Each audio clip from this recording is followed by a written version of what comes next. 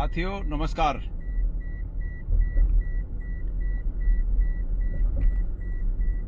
उत्तराखंड विधानसभा का सत्र गैरसैंण में परसों संपन्न हो गया और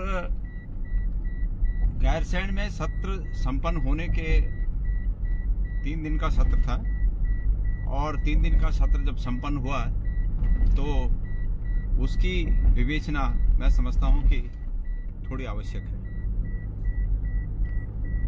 सबसे पहली बात तो यह है कि सभी, चाहे पक्ष के विधायक हों चाहे विपक्ष के विधायक हों, सभी इस बात की शिकायत करते हैं और अमूमन करते हैं, चाहे सत्र गैरसैंण में हो और चाहे सत्र देहरादून में हो। सब इस बात पर नाराजगी जताते हैं कि उन्हें अपने विधानसभा क्षेत्र के समस्याओं को वहां पर चर्चा करने का उन्हें समय नहीं मिला। इस बार विधानसभा में चूंकि धारचूला मुनस्यारी में आपदा के कारण वहां बहुत व्यथित हैं लोग और उनकी इस बात को, और चमोली में, रुद्रप्रयाग में, विभिन्न स्थानों पर, बागेश्वर में, विभिन्न स्थानों पर जो आपदा आई और आपदा के बाद वहां पर जो व्यवस्थाएं हुई, जो भी बातें हुई, वहां के माननीय विधायकगण इस बात पर चर्चा करना चाह रहे थे और चूंकि सत्र 3 ही दिन में समाप्त करना है इसलिए किसी को इस पर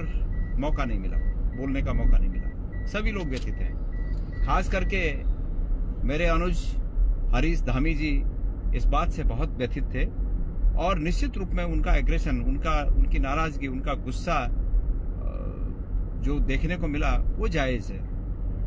उनका ये कहना कि उन्होंने कहा कि भाई मैंने नियमों के अनुसार इस पर चर्चा की मांग की और जब चर्चा की मांग की तो उनका नंबर ही नहीं आया उस पर बोलने का, तो उस बात से बहुत व्यथित थे। सबसे पहली बात कि मेरा ये मानना है कि जब भी विधानसभा के सत्र हों, विधानसभा के सत्र की एक समय सीमा निश्चित होती है कि इतने दिनों के अंदर विधानसभा का सत्र आहूत किया जाना चाहिए। जब भी विधानसभा का सत्र आहूत किया जाए तो जो इस सत्र के लिए तय नियम है कि पक्ष और विपक्ष सब बैठकर तय करेंगे कि कितने दिनों का सत्र हो। सबसे पहले तो मैं कांग्रेस विधानमंडल दल से ये उम्मीद करूंगा कि कांग्रेस विधानमंडल दल जब भी सत्र हो कम से कम ये मांग करे कि सत्र 15 दिन का तो होना ही चाहिए। और चूंकि 70 माननीय विधायक हैं सदन के, तो 70 माननीय विधायक अपने क्षेत्र की कम से कम एक 2 समस्याओं पर वहां पर चर्चा कर सकें और ये अपने क्षेत्र के लोगों को संदेश दे सकें कि वो उनके लिए वहां पर बात कर रहे हैं। ये संदेश तो निश्चित रूप में जाना चाहिए और विधानसभा की सार्थकता भी तभी है जब माननीय विधायकगण अपनी बातों को वहां पर कह सके और उनके क्षेत्र के लोग इस बात को देख सके कि उनके प्रतिनिधि, उनके विधायक वहां पर हमारी बात को रख रहे हैं। तो आगे जब भी ये सत्र हो तो पहली बात तो ये है कि ये सत्र कम से कम 15 दिनों का सत्र हो। ये फॉर्मेलिटी कि यहां से पूरे तामझाम के साथ गैरसैंण जाना या देहरादून में ही सत्र आहूत करना और 3 दिन में सत्र को निपटा देना, ये निश्चित रूप में ये बात है कि सिर्फ जो संवैधानिक बाध्यता है सत्र आहूत करने की, ये उसकी खानापूर्ति है।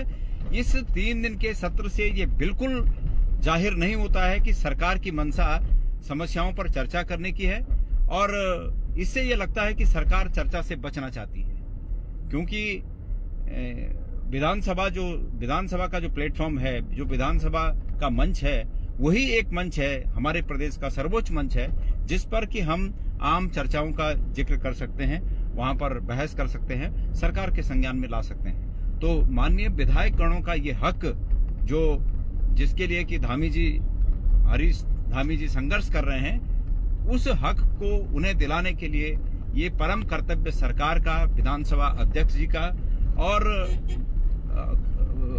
विरोधी पक्ष का ये है कि सबको मौका मिल सके। इसलिए मैं उम्मीद करता हूं कि आगे आने वाला सत्र सब लोगों की सहमति से कम 15 दिन का हो।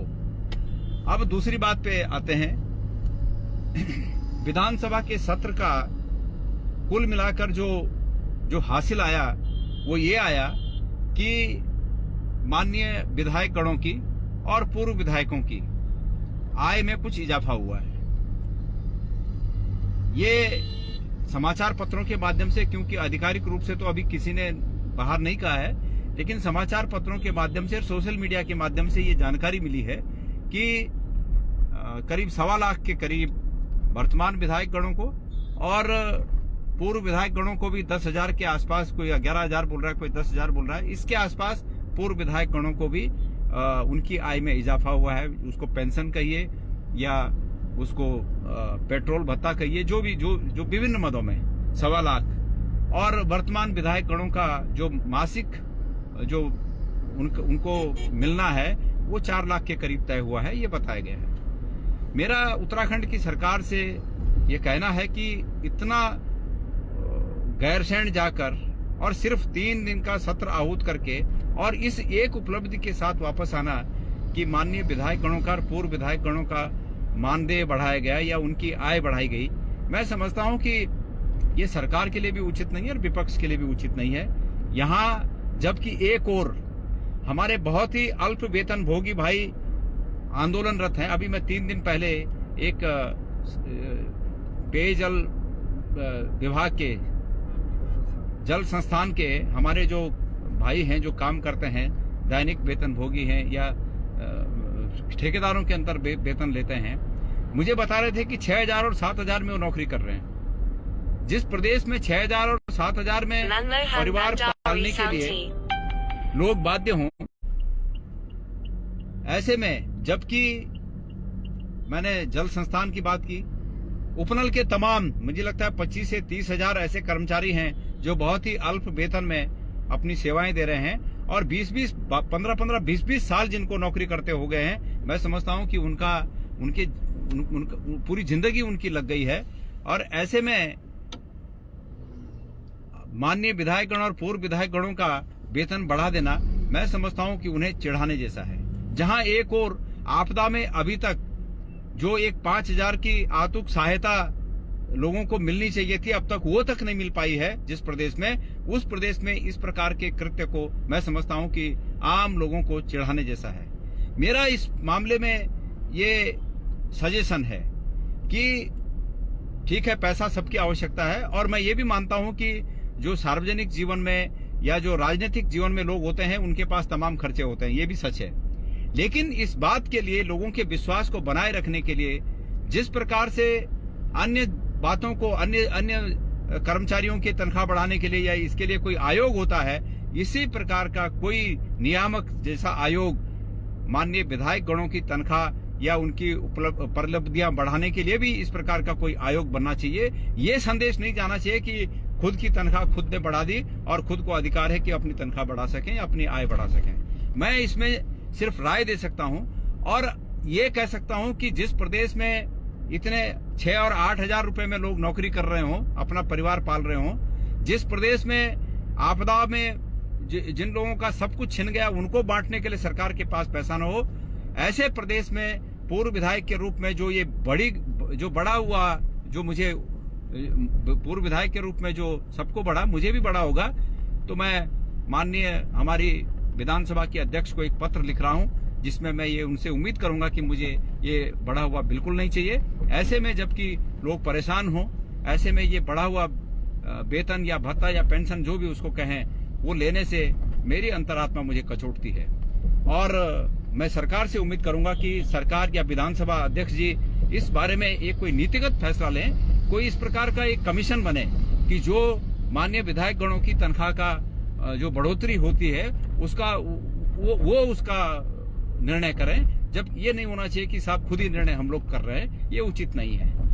इसके साथ साथ इसके अलावा मुझे कोई भी विधानसभा के वर्तमान परिदृश्य में कोई भी उपलब्धि नहीं दिखती, बजाय इसके कि सिर्फ और सिर्फ माननीय विधायकगण वहां से नाराज होके ही आए होंगे कि हमें अपने क्षेत्र के समस्याओं का वहां पर निराकरण करने के लिए, उस बात को रखने के लिए समय नहीं मिला। इसके अलावा हमारे माननीय मुख्यमंत्री जी ने एक बयान दिया है, मैं उसकी भी चर्चा करना चाहूंगा।